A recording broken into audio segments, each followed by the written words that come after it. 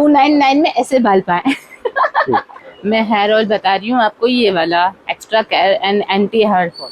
ठीक है, ठीक है, आप देख सकते हैं हमारे बाल, देखें आप, माशाल्लाह।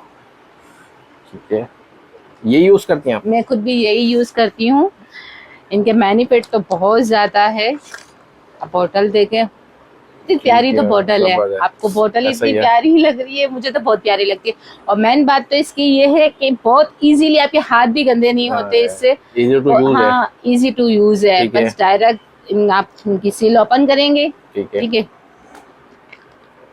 ये ऑफ, ये आप डायरेक्ट अपने सर पे अप्लाई कर सकते हैं। हाँ बिल्कुल लगा सकते हैं इजीली। ठीक है, और इसमें एलोवेरा मिल जाएगा आपको, कोकोनट है, आंवला है, और मेन इंग्रेडिएंट्स है मेथी। मेथी से बहुत अच्छे बाल होते हैं, घने होते हैं, एंटी हेयर फॉल, जो आपके बाल टूट रहे हैं गर्मी की वजह ठीक है। से, रफ हो रहे हैं, इससे बेहतरीन आपको एलोवेरा भी मिल जाएगा इसके साथ। ठीक है, और जी, ऑर्डर कैसे कर सकते हैं? ऑनलाइन ऑर्डर कर सकते हैं आप। ठीक है। वैसे तो आपको ये आपके अगर प्राइस 2000 है, आप 300 में बाई कर सकते हैं गोसिया ट्रेडर्स।